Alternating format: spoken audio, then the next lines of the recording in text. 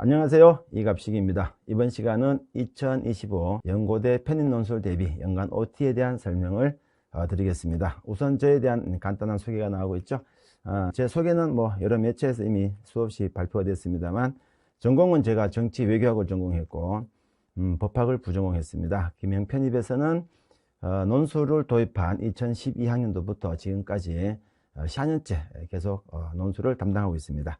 그리고 고등부 논술, 로스쿨 논술 등등도 함께 담당했고, 경찰대 언어논리도 담당하고 있습니다. 그 정도로 설명을 마치도록 하고, 오늘은 그 연간 OT에 대한 설명을 드릴 텐데, 그 전에 2024학년도 연고대 편입논술 실적에 대한 보고를 올릴게요. 우선 그 강사들은 일단 실적으로서 모든 것을 설명할 수밖에 없죠. 일단은 1차 같은 경우, 1단계 같은 경우는 연고대 60명이 합격을 했고, 최종 합격은 27명이 합격을 했습니다. 1차 합격이 약 절반 정도죠. 여기서 여러분이 주의하셔 보셔야 될 것은, 고대 같은 경우는 1단계 일반 편입은 1단계 발표가 없습니다. 그것을 감안하고 숫자를 보셔야 되고, 또 하나는 고대는 아시겠지만 TO가 많지가 않았죠. 이번에도 선발하는 학과도 몇 개 되지 않았기 때문에 감안하시고 보시면 이 숫자는 굉장히 큰 숫자임을 아실 수가 있습니다. 연대 같은 경우 1차 54명, 고대 학사 1차는 6명, 그리고 최종 합격은 연대가 22명, 고대가 5명 해서 총 7명입니다만, 연대 경영학과만 8명이 합격했고, 연대 경영, 고대 경영 이 관항이 무려 2명이나 배출됐는데, 이 관항 2명은 또 묘하게도 2023학년도에서도 작년에도 2명이 경영학과가 이 관항에 있었습니다. 그리고 좀 더 구체적으로 보시면, 요거는 그 1차 합격생에 대한 구체적인 학과별 숫자입니다. 그 스크린 올라가시는 거 보시면 전반적인 대부분 학과가 다 등장하고 있죠. 물론 제 단독 수강생입니다. 학원 전체 실적이 아니에요.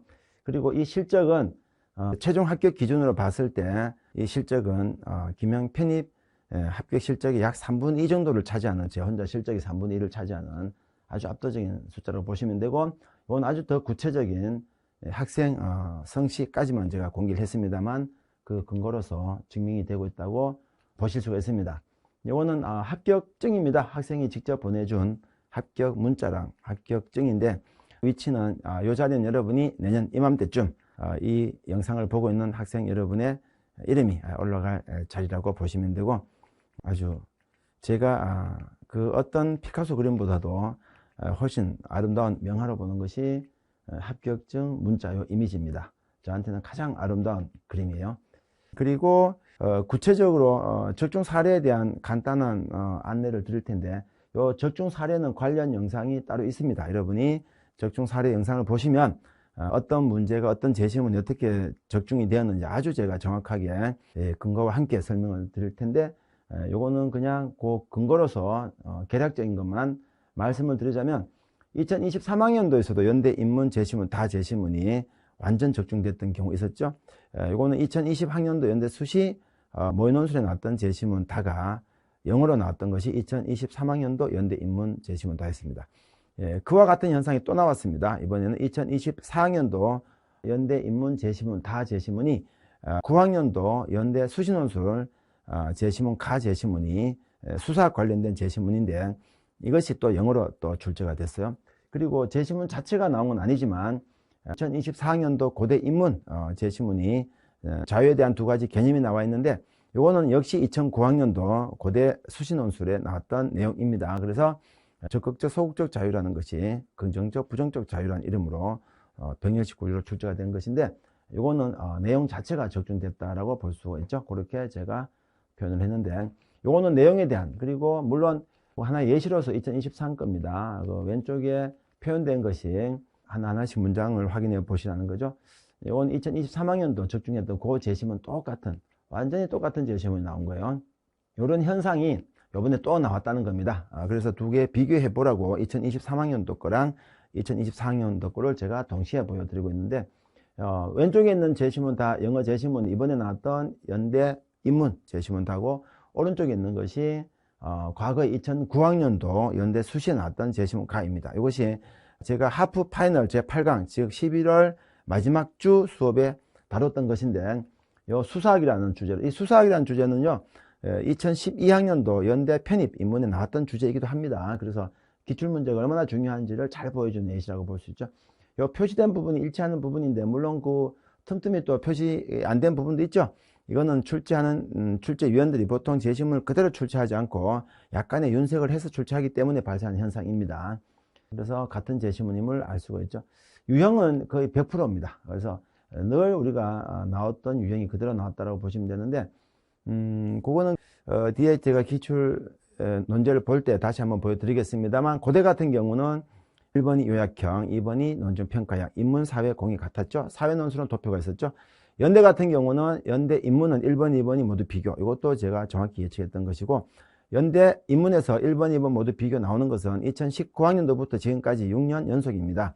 그래서 예측을 할 수 있었던 부분인데, 이번에도 역시 그렇게 나왔죠.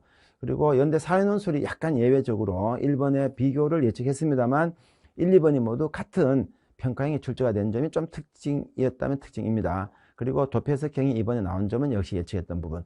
그러나 연대 사회논술 1번에서 비교가 나오지 않고 평가형이 나왔다고 해서 불이의 탄 아니죠. 왜 그러냐면은 평가형이 나왔기 때문에 그렇습니다. 평가형 우리가 연고대 편입 준비하면서 가장 많이 중요하다고 생각하는 논제 하나만 꼽으라면 평가형을 다루기 때문에 여러분이 가장 많이 연습을 한 논제 유형입니다. 그래서 비교 대신 나왔기 때문에 풀면 되는 것이지 1번에 비교가 안 나왔다고 해서 당황할 건 전혀 없었다. 그래서 결국 우리가 논제 전체를 우리가 예측했던 대로 나온다라고 보실 수 있습니다.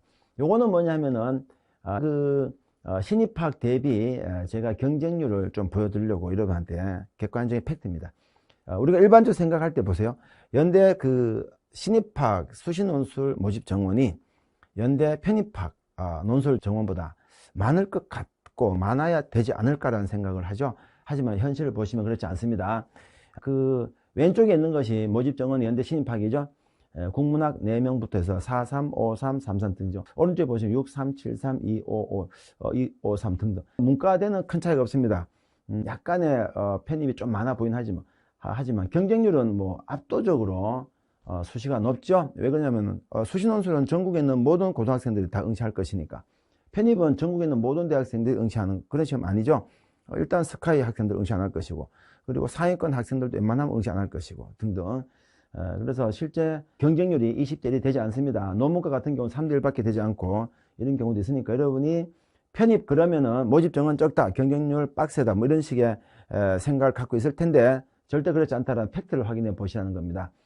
그런데 그 뒤쪽으로 가보시면은 이 모집 정원에 아주 차이가 커지기 시작합니다. 자, 교육과학대학 보시면 교육학부 4명, 8명, 체교과, 스포츠응용산업학과가 수시에는 없었죠. 근데 이건 둘둘 있었죠. 경제학과가 13명인데 24명, 응용통계학과 5명, 4명, 경영학과 21명, 24명, 정형외과 6명, 행정 6명, 사회 3명, 사회복지 없고, 언론홍보 4명, 문화인류 없고 됐는데, 이쪽에는 보시면은 더구나 신학과부터 시작해서 생과대라고 하는 이쪽은 수시논술은 선발연이 없었습니다. 만 편입에서는 아주 많죠. 그래서 신학과 5명, 그리고 의료환경 4명, 실내건축 5명, 아동가족 1명, 통합디자인 3명, 간호학과 11명 등등 해서 경쟁률 보시면은 거의 뭐 10대 1 안팎, 자 높아도 20대 1 정도입니다. 근데 수시논술은 낮아도 50대 60대. 여러분이 편입논술이 모집 정원이 적다, 그리고 경쟁률이 세다, 높다 라고 하는 것은 전혀 근거가 없는 것임을 자료를 통해 확인할 수 있죠. 그래서 대한민국에서 연고대를 가는 가장 손쉬운 방법이라고 하면은 제가 늘 말씀드린 것이 연고대 편입이다라고 보셔도 이 숫자가 잘 보여주고 있습니다. 그리고 뒤로 가 보시면은 편입 전형에 대한 이해가 조금은 필요하겠죠. 아마 아실 거로 생각되는데 논술이 60% 들어갑니다. 그리고 이건 연고대 같습니다. 원래 연대는 60% 아니었는데 조정이 돼 갖고 연대, 고대, 공이 반영 비율이 같아졌습니다. 단지 단계별 전형이 조금 다르죠. 연대는 일반 학사 편입이 모두 단계별 전형이지만 고대는 학사 편입만 단계별 전형이고 일반 편입은 일괄 전형이기 때문에 1단계라는 말을 고대 일반 편입은 쓰지 않습니다. 그렇기 때문에 여기서 중요한 것이 서류평가가 40%가 들어간다는 건데 이거 중요합니다. 그리고 면접은 고대 학사 편입만 면접이 있습니다. 이거 정확히 기억하시고 연대는 면접이 없어요. 그리고 고대 일반도 면접이 없습니다. 고대 학사 편입만 면접이 있고 요 방법을 보시면은 서류에 대한 중요도가 어디가 제일 높을 것 같아요? 40%이긴 하지만 고대 일반 편입은 서류에 대한 중요도가 높습니다. 왜 그렇죠? 자, 연대 같은 경우는 서류에 대한 평가를 받기 위해서는 1단계를 통과해야 되죠. 하지만 고대 일반 편입은 1단계 통과자 없이 처음부터 서류 40 바로 들어가기 때문에 서류에 대한 비중은 같지만 그것이 영향을 주는 영향력의 정도는 고대 일반 편입이 서류가 조금 더 중요하다라는 것도 특징이면 특징이죠. 그래서 우리가 논술의 공부는 우리가 보통 빅5라고 해서 이렇게 얘기합니다. 강의가 있고 다른 공부랑 다른 점은 쓰기 첨삭이 꼭 붙어야 된다는 점. 물론 이 쓰기 첨삭은 강사인 제가 직접 합니다. 고등부 논술을 준비해 본 학생은 아마 수업 시간, 저도 고등부 단과를 지금도 하고 있습니다. 근데 고등부는 이제 수업 중에 쓰기 첨삭을 동시에 진행을 하죠. 고등학생들이 바쁘기 때문에, 수능 공부 때문에 학원을 2번, 3번 나올 수가 없죠. 하지만 대학생인 여러분들은 제가 별도로 1대1로 약속을 잡아서 첨삭을 직접 제가 진행을 합니다. 그리고 피드백, 독해력 강화가 중요한데, 자, 합격률이 높은 이유 중에 하나입니다. 제가 강조하는 것이 논술 문제 쓰기 첨삭도 물론 하지만 부가적인 과제들을 많이 활용을 합니다. 그렇다고 시간을 무한정 뺏진 않아요. 제가 계산을 해보면 여러분이 그 논술 한 강좌에 들어가는 시간이 일주일에 10시간 정도면 충분합니다. 일주일에 10시간 강의 포함해서 쓰기 첨삭 등등 포함해서. 그래서 제가 일주일에 10시간만 투자해보라. 연고대에 가는 길이 열릴 것이다. 이렇게 늘 말씀을 드립니다만 그 이유가 근거가 분명히 있습니다. 하지만 반드시 따라와야 될 부분이라고 보셔야 되죠. 그래서 제 수업의 특징은 일단은 첫 번째 커리큘럼이 2개월마다 바뀝니다. 그래서 1월부터 12개월까지 정규 과정이 6번 바뀌고 그리고 브리지 특강이라 그래서 전문 특강들이 3월부터 진행을 합니다. 그래서 1, 2월 달은 전문 특강이 없습니다만 3, 4월부터는 첫 번째가 독해력, 두 번째가 5, 6월은 논리력, 그리고 7, 8월은 도표 특강, 그리고 9, 10월은 연대 수시 엄선 특강, 이렇게 해서 전문 브릿지 강좌가 있는데 앞에서 그 적중 사례 보셨지만 수시 시험 자료에서 꽤 많이 나오고 있죠. 그리고 도표 중요하죠. 그리고 이 모든 것을 포괄하는 것이 독해력과 논리 논증력. 그래서 이 브릿지 특강까지 여러분이 잘 활용하셔야 되고, 두 번째는 논술은 객관식이다라고 제가 늘 얘기하는데 이거는 광고 문구가 아니라 정말 객관식입니다. 물론 자기견해 진술형이라는 시험이 있습니다만 이거는 주관성이 물론 다 들어가죠. 하지만 자기견해 진술형은 빈출이 되지 않고 아주 출제 빈도 낮습니다. 출제되더라도 아주 일부만 출제되고 있기 때문에 우리가 주로 다루는 요약형, 그리고 비교형, 설명형, 평가형, 도표 해석형 등은 가장 핵심적인 논제 유형들인데 얘네들은 객관식입니다. 그래서 여러분이 글을 쓰는 것이 주관식인 것은 절대 아니에요. 그래서 서술형 객관식인데 약간 긴 답안 정도 이렇게 기억을 하시면 됩니다. 그래서 객관식이니까 우리는 객관적으로 준비할 수 있는 거죠. 논제 특징, 답안, 구조, 분석, 방법, 감점 사례, 이렇게 4가지 목차를 다룹니다. 그 다음에 첨삭이 아주 디테일합니다. 이건 여러분이 제 첨삭 후기를 보시면 아주 잘 드러나고 있는데, 가끔 학생은 자기는 밤새 열심히 썼는데 너무 디테일하게 꼼꼼하게 지적을 하니 조금 상처도 받고 한다고 해요. 근데 저한테 칭찬 듣고 그죠, 불합격하기보다는 지적을 받고 합격하는 길이 훨씬 여러분한테는 좋은 것이고 또 제가 해야 될 일이 그런 일입니다. 그래서 아주 꼼꼼한 첨삭을 진행한다고 보시면 되고, 앞에서 보셨지만 매년 합격생 1위, 그 압도적인 1위를 기록하고 있다. 결국은 이제 필승 커리큘럼, 오늘의 핵심이죠. 하이라이트죠.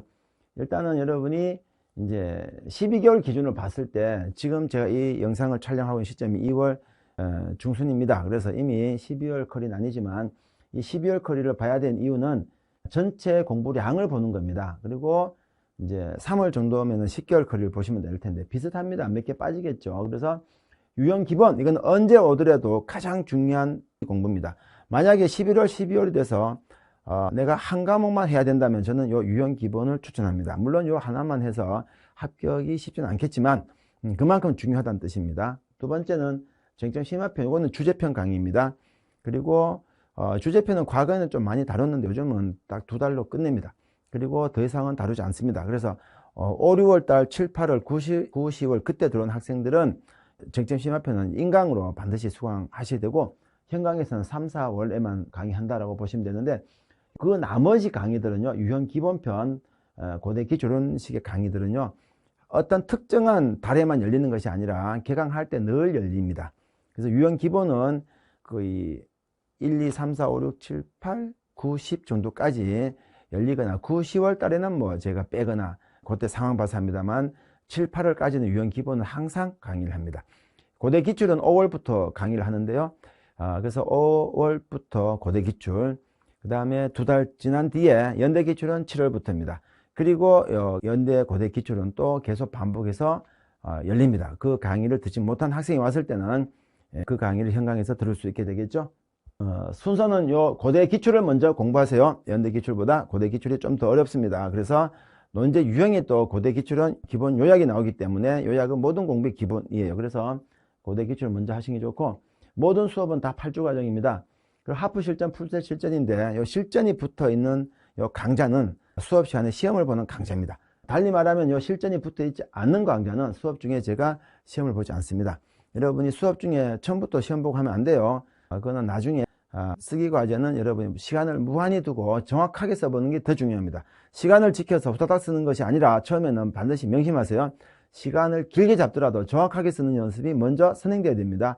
그리고 나서 9월, 10월, 11월쯤 되면 시간 연습은 제가 시켜드릴 테니 시간 안에 썼다 못 썼다, 하나 쓰는데 뭐 5시간 하루 걸렸다 등등은 전혀 지금은 문제가 되지 않습니다. 초반에는. 그리고 직전 파이널이 요거는 이제 각각 1주니까 이제 12월 수업입니다. 한 3주가 나오는데 고대 1주, 연대 1주라고 해서 보통 1주 이렇게 표현하고 있습니다. 특강이라는 것이 브릿지 강의입니다. 그래서 독해 브릿지 특강은 3, 4월, 그 다음에 논리 논증 브릿지 특강은 5월, 6월, 그 다음에 도표 브릿지 특강은 7월, 8월, 그 다음에 연대 수시 브릿지 특강은 9월, 10월 이렇게 열린다고 보시면 되고, 요거는 강남 캠퍼스와 신촌 캠퍼스 동일하게 진행이 됩니다. 이 모든 커리큘럼은 현장에서는 강남 캠퍼스와 강남 연고대 전문관이에요. 단과아닙니다. 그리고 신촌 연고대 전문관에서 똑같이 동일한 방식으로 진행이 되니 여러분이 편한 캠퍼스에서 수업을 들으시면 되고, 자, 인강으로 수강하는 학생들은 인강은 본인이 과목을 선택해 들을 수 있으니까 요 커리큘럼을 잘 기억하셨다가 요 순서대로 들으시는 게 좋아요. 그리고 자기소개서 학업계획서죠. 요거는 7월부터 제가 작성을 시킵니다. 명심하시고 학업계획서는 7월부터 작성을 해야 된다라고 꼭 기억하세요. 그리고 그거는 10개월 커리큘럼은 요즘에 몇 개 빠지는 형태인데 일단 제가 추천 이렇게 합니다만 여러분이 그때그때 자기 성향에 맞게 자기가 좀 불리한 것을 더 들으면 될 텐데, 핵심은 여기서 유형 기본 핵심이고 고대 기출, 연대 기출 세 과목은 반드시 필수입니다. 유형 기본 이론편이에요. 이론편 없이 공부할 수 없죠. 그리고 고대 기출, 연대 기출, 기출 문제 풀지 않고 모의고사 푸는 것도 좀 어색하죠. 그래서 핵심은 유형 기본, 고대 기출, 연대 기출 기본 축이다. 그리고 실전 연습도 당연히 필요합니다. 그리고 브릿지 특강이 4가지. 이거는 자기 전문 특강인데 반드시 수강을 하세요. 그래 봤자 정규 과정 3시간, 브릿지 특강 2시간, 일주일에 5시간밖에 안 되죠. 여러분이 연고대 가는데 일주일 하루 5시간이 아니죠. 일주일 5시간 수업이 많다고 할 수는 없죠. 절대로. 그래서 반드시 이 브릿지 특강 꼭 수강을 하셔야 됩니다. 왜냐하면 중요한데 우리가 왜 수업 중에 다 다루지 않고 별도의 강좌를 만드냐, 시간 때문에 그래요. 도표 특강 같은 경우는 연대 사회논술, 고대 사회논술이 반드시 나오는데 우리가 기본 유형편에서 도표를 다룹니다만 한 번 다룹니다. 하루 3시간. 그런데 그건 진도를 나가야 되니 그것만 계속 할 수가 없어서 그렇게 하는 거거든요. 근데 실제 중요도는 너무 높잖아요. 그래서 여러분이 브릿지 특강도 꼭 활용을 하시기 바랍니다.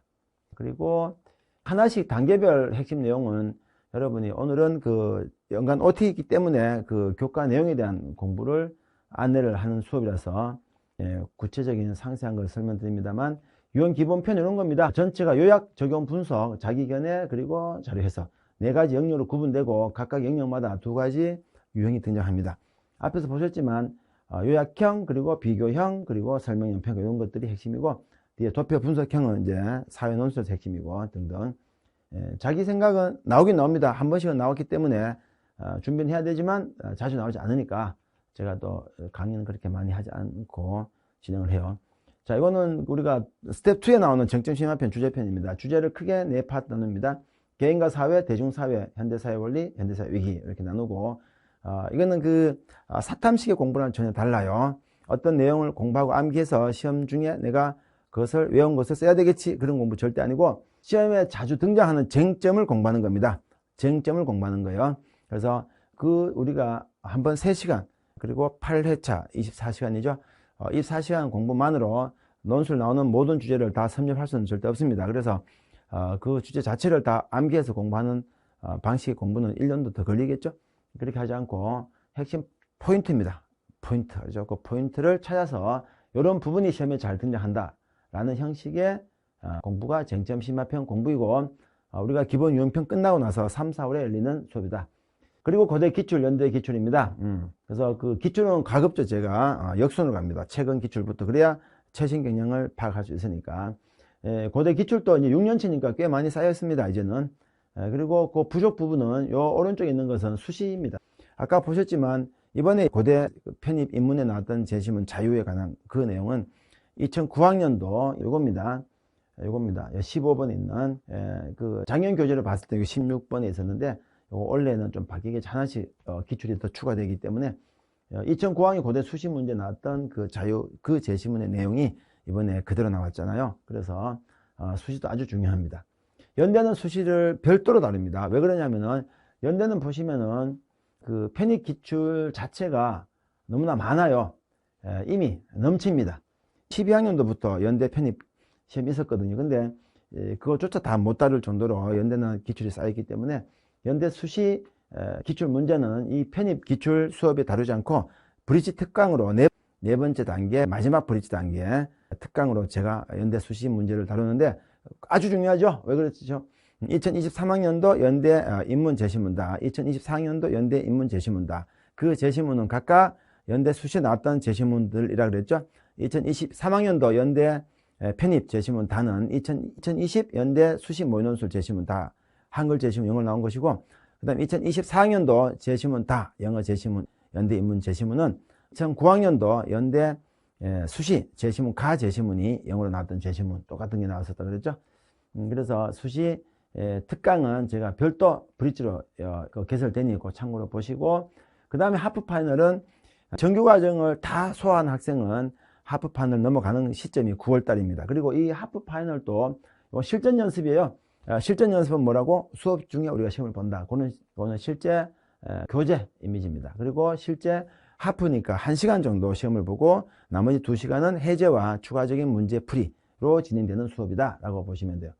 그리고 하프 파이널도 2달 과정이기 때문에 11월 말에 끝납니다. 작년에 했던 11월 말 8회차 마지막 강의 내용이 수학 2009학년도 연대 수시 문제였단 말이에요. 이게 이번에 연대 편입 입문 제시문 다 수학 레토릭이라는 영어 지문을 떴잖아요. 그래서 얼마나 중요한지 아시겠죠? 그리고 풀셋 파이널은 제 6단계인데, 그래서 우리가 커리큘럼 정규 과정으로 봐서는 6단계입니다. 그래서 이거는 11월 한 달, 하프 파이널은 그래서 10월 마지막 8주차 수정할게요. 하프 파이널은 8주차니까 10월 마지막이죠. 11월 달은 풀셋 파이널입니다. 풀셋 파이널 제 6단계 수업이고, 이거는 요때부터 제가 풀셋부터 고대 문제 유형과 연대 문제 유형을 별개로 취급합니다. 요때 와서 이제 고대와 연대를 분리시켜서 문제를 만들어서 연습을 해요. 이건 한 달짜리니까 이제 4번 진행이 되겠죠. 그리고 그 다음에 요 마지막은 직전 파이널 아주 중요합니다. 이거 12월 달 수업인데, 자, 지금까지랑 전혀 다른 방식의 수업이 진행이 됩니다. 12월 직전 파이널은 한 주에 여러 번 우리가 시험을 봅니다. 직전 파이널을 제외한 모든 공부는 우리가 한 주에 한 번 시험을 봐요. 한 주에 한 번 강의합니다. 그러나 직전 파이널은 한 주에 2번 또는 3번 해서 고대 총 5회, 연대 총 5회로 총 10회 정도 수업으로 진행됩니다. 그래서 고대가 시험이 먼저이기 때문에 고대가 먼저 진행되겠지만 각각 5회씩 총 10회 아주 단기간에 초집중, 그죠? 단기간에 초집중해서 여러분의 실력을 극대화시키는, 물론 모든 문제는 전혀 이렇게 중복이 되지 않는 거예요. 이 브릿지 특강은 그 4가지니까 기억하셨다가 독해를 이건 옵션이 아니에요. 여러분한테 물론 옵션입니다. 그러나 공부를 위해서는 이건 옵션이 아니라 여러분이 필수다라고 생각하시고 접근을 하시기 바랍니다. 독해력 강화, 이게 3, 4월입니다. 논리력 강화는 5월, 6월, 요거는 해당되는 개월에만 개설되는 수업이다 그랬죠. 도표 분석 강화는 7, 8월, 연대 수시 엄선 특강은 9월, 10월 이렇게 보시면 돼요. 그 다음에 요거는 금년 교재는 제가 해마다 교재를 다시 만들기 때문에 교재가 바뀔 겁니다. 아직 그런데 지금 연초라서 교재가 나오지 않은 상태라서 이거는 작년 교재라고 보시면 돼요. 그리고 실제 이제 강의실 모습인데, 요건 여러분이 가장 오늘 연간 OT니까 실제 수업 방식이니까 아주 중요한 포인트라고 보시면 되죠. 앞에 몇 번 설명드렸습니다. 강의 3시간 그대로 강의만 진행, 그리고 실전 연습할 때만 우리가 시험 본다. 쓰기는 과제로 나갈 것이고, 첨삭은 1:1 대면 첨삭. 줌이라고 되어 있지만 이제 요즘은 줌 대신에 구글 미트도 많이 씁니다. 제가 구글 미트로 많이 쓰는데 같은 겁니다. 방식은 같아요. 혹시 집이 너무 멀거나 지방에 계시거나 하실 때는, 작년에 그 합격생 중에요, 영국에 교환 학생으로 있으면서 밴드로 수업 듣고 그 다음에 구글 미트로 첨삭받고 했던 학생이 연대 최종 합격을 한 학생이 있습니다. 이 학생 한 10월쯤 돼서 귀국을 했고, 그때부터 현강에 좀 다니고, 그 전까지는 계속 시차도 9시간 차이 나는 영국에서 밴드로 수업 듣고, 그리고 비대면 첨삭받고 한 학생도 있었어요. 합격을 했어요. 그리고 독서과제라고 해서 제가 그 독해력 강화 연습을 되게 많이 시킵니다. 그리고 성적 처리를 해드리고, 초반에 통계가 그렇게 많지 않을 때는 제가 직접 시험지에다 나중에는 통계가 이제 풍부해지면은 제가 스쿨링이라는 앱을 통해서 학생들하고 직접 첨삭을 해서 성적을 제공해서 학생들은 자기 성적의 위치를 객관화시켜 볼 수 있게끔 해드립니다. 그리고 첨삭 예시입니다. 이런 식으로 이루어지는데, 학생은 제 앞에 앉았고, 이제 제가 현장에서는 제가 그렇게 해드리고, 비대면은 이것을 화면에 띄워놓고 학생하고 저하고 화면을 공유한 상태는 줌은 많이 써보셨죠? 줌이 유료화되기 때문에 이제 구글 미트를 많이 쓰는데 방식은 똑같습니다. 그리고 학생이 자기가 원고지를 작성을 해서 저한테 이미지로 찍어서 메일로 보내주시면 제가 화면 공유를 한 상태에서 필기를 해가면서 첨삭을 하면은 옆에 앉아서 첨삭 종이에 받는 거나 동일한 효과가 발생하고, 끝나고 나면 제가 PDF 파일로 바꿔서 학생한테 톡으로 바로 전송해 드립니다. 그래서 피드백이 될 수 있게끔 실제 첨삭 예시입니다. 아주 첨삭이 꼼꼼하기로 유명한 쌤이죠. 아까 잠깐 나왔었죠? 논제 특징, 답안 구조, 분석 방법, 감점 사례. 이것이 여러분이 시험장에서 논술 문제 풀 때까지 논술 문제라면 반드시 다루는 4가지 단계입니다. 예를 들어서 비교가 많이 나온다 그랬잖아요. 그 연대 인문 1번, 2번. 비교하시라는 답안구 이렇게 생겼거든요. 비교라는 말은 다 아는 말이죠. 그런데 비교라는 단어를 안다는 것과 비교라는 형식의 답안을 여러분이 1000자 정도 쓴다는 것은 별개입니다. 공통점, 차이점이라는 두 축으로 되어 있고, 또 공통점 어떻게 쓸 것인가, 차이점 어떻게 쓸 것인가, 이런 등등이 객관화된 틀이 있는데, 여러분은 이것은 배워야 됩니다. 혼자 생각해서는 절대 할 수가 없는 부분이에요. 학교가 발표한 내용들을 활용하는 건데, 여러분이 그 많은 자료, 수십 년 자료를 다 뒤질 수는 없으니까, 그래서 강의가 필요한 것은 이런 부분에서 필요하다. 그렇지 않으면 여러분이 시험장에 가서 문제 못 풉니다. 그래서 반드시 객관화 시켜서 틀을 만들어야 돼요. 이거는 평가형에 대한 틀인데, 첫 번째 주장이 나오고, 그 다음 이유 나오고, 근거는 상수. 제가 그래서 이 주, 이, 근, 상해서 첫 글자, 두 문자 암기시키면 합니다. 제 수강생들을 확인하는 방법은, 자, 주, 이, 근, 상이 뭐니? 라고 물었을 때, 제 수강생은 100% 이 답을 할 수가 있습니다. 벌써 여러분 암기됐잖아요. 그래서 이것을 1년 동안 연습한다고 한번 해보세요. 실전에서 이번에 아주 위력을 발휘했죠. 왜냐하면 평가형에 주로 써먹는 건데, 고대 2번 문제 80점짜리가 두 문제 다 평가형이었고, 연대 사회논술 TO가 가장 많은 사회논술이 1, 2번이 모두 평가였으니, 제가 실적이 잘 나왔던 것도 아마 그 영향이 좀 크지 않았을까 싶어요. 그리고 실전 독해력 증강, 이거는 사실은 저희 B급인데 영상을 통해서 공개를 합니다. 신문 사설 요약하기 매일 1개 이상 300조 요약하고 2달 쓰기 원고지 씁니다. 그리고 1강좌 1독서, 제가 2달이 한 강좌잖아요. 이때마다 책 한 권을 끝냅니다. 끝내는데 눈으로 보는 건 하루만 다 읽을 수 있죠. 그것이 아니라 읽고 반드시 노트 정리를 해야 됩니다.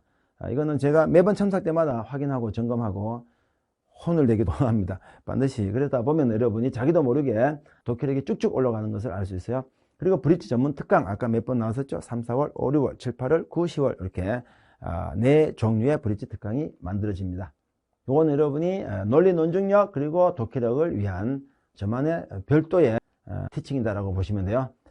그리고 요거는 앞에서 봤던 그 연간 커리큘럼을 책이죠. 책인데 그대로 바꾸면 커리큘럼이 됩니다. 똑같은, 그죠? 왜냐하면 저는 모든 수업을 이 책을 통해서 제가 강의하기 때문에 저의 모든 수업은 다 책입니다. 요거는 이제 이제까지 설명드렸으니까 참고로만 이번에 나왔던 문제가 뭐냐. 자, 사회논술 1번, 2번 모두 평가죠. 연대 인문논술 1번, 2번 모두 비교 문제죠. 예측했던 문제입니다. 연대 사회 1번은 이제 비교를 예측했지만 평가 나왔지만, 평가는 우리가 원래 하는 거니까 전혀 문제가 되지 않죠. 고대는 1번이 뭐 항상 비교입니다. 400자.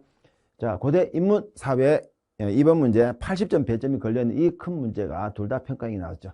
그래서 이번에는 평가형이 아주 압도적으로 비중 있게 다뤄졌다. 그 이전 거 봐도 마찬가지니까 여러분이 그냥 근거를 위해서 쭉 한번 보세요. 아, 이게 최근에만 그런 것이 아니었구나. 그죠? 항상 이랬구나. 그렇다면 우리는 원래도 이렇게 연습을 하면 되겠구나 라고 생각할 수가 있는 거죠. 물론 예측이니까 아닐 수 있지만 이제까지 나왔던 것이 통계상 그대로 나올 확률이 안 나올 확률보다 훨씬 많겠죠. 그 이전 거까지 조금 더 파고 내려가 봅니다. 혹시 여러분이 의심을 할까봐. 가끔 이렇게 설명이 나오기도 합니다. 설명과 평가는 사촌간이에요. 풀이 방법 흡사합니다. 크게 다르지 않으니까 별 문제 아니에요. 연대도 마찬가지 1번 이렇게 비교 나오죠. 요번에만 비교가 아니었습니다. 처음으로 1번은 비교입니다. 그런데 이번에는 비교 아니고 평가가 둘 다 나왔지만 상관없습니다. 어차피 우리가 연대 사회논술 공부하는 학생은 과거에 보면 다 평가형이 나왔기 때문에 평가형을 할 수밖에 없어요. 그래서 불이타가 아니죠. 인문은 이제 제가 항상 아니었지만 1번, 2번이 비교가 나온 적이 2019학년도부터 지금까지 6년 연속으로 연대 인문은 비교가 나오고 있다. 아주 특징이죠. 이거는 연대 사회논술인데 1번에 비교가 있는 것을 확인할 수 있죠. 2번은 평가 아니면 설명인데 대부분은 평가다라고 보시면 되고 가끔 설명이 나옵니다. 자, 연대 인문은 1, 2번이 모두 비교다라는 것 항상 아니지만 2019학년도부터 지금까지 6년 연속 그러하다라는 것까지 기억하시고 그래서 학습 포인트를 보시면 이제는 감이 오시죠? 1, 2번 유형이 비교, 평가 이렇게 되어 있고 그래서 연대 같은 경우는 이제 비교를 기본 축으로 해서 공부를 합니다. 그래서 우리가 요약, 설명, 평가, 도표 이렇게 보시면 돼요. 핵심적인 포인트죠. 고대도 고대 사연도 요약, 비교, 설명, 평가, 도표 이런 것들 뭐 자기견에도 가끔 나오니까. 그래서 고대 논술 같은 경우는 평가를 기본 축으로 해서 요약, 비교 그리고 자기견에 도표 이렇게 공부하시면 돼요. 마지막 승부수 학계서입니다. 고대 같은 경우는 우리가 원서를 낼 때 학계서를 반드시 모든 학생이 제출을 해야 되니까 여러분 반드시 미리 써둬야 됩니다. 언제부터? 7월부터. 첨삭을 한 서너 번 받기 때문에 한 달 정도 걸리는 작업이에요. 꼭 명심하시고 1학기가 끝난 시점 7월부터는 선생님이 학계서 쓰라라고 하면은 그때부터 학계서를 꼭 작성하시기 바랍니다. 연대는 1단계를 통과해야 제출하지만 고대는 원서를 낼 때 제출하는데 그 원서가 12월 첫째 주 화수목. 연고대 원서 접수기한은 정해져 있죠. 12월 첫째 주 화수목.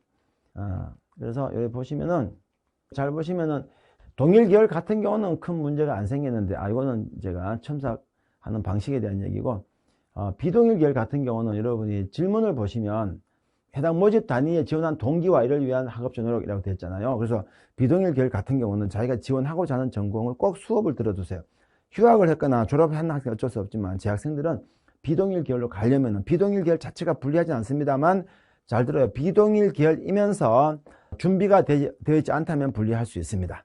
그래서 비동일 계열은 반드시 지원한 동기와 이를 위한 학업적 노력이 들어가야 되기 때문에 학교 수업을 꼭 들어두시는 게 좋다. 학업위의 대학 시절 활동인데 이것도 지원 전공 관련성을 요구하고 있으니까 봉사활동, 동아리활동, 각종 대회 참가, 공모전 이런 것들을 우리가 보통 특별활동 그럽니다. 이 특별활동도 꼭 챙겨두시기 바라고 전공 관련성이 있으면 더 좋다라는 거죠. 학업계획, 졸업후 진로계획, 기타 특기사 요 내용들은 연고대가 흡사합니다. 그래서 고대도 마찬가지로 지원 동기, 졸업후 진로계획, 특별활동, 전공 관련성, 입학 후 학습 목표, 학업계획 이거는 연대랑 흡사하니 여러분이 연대, 고대 같이 준비를 하시면 돼요. 늘 학교의 실적과 매출로서 직면을 하고 있죠.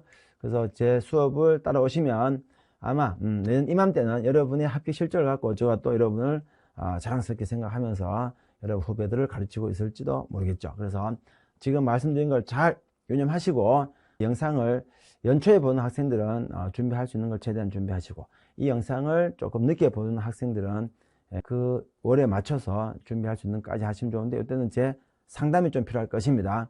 반드시 저한테 연락을 주시면은 상담을 해드릴 텐데 제 전화번호는 게시판에 있으니까 참고로 보시고 그 게시판에서 필요하시다면 Q&A 게시판 올려주셔도 되고 저한테 직접 연락하셔도 됩니다.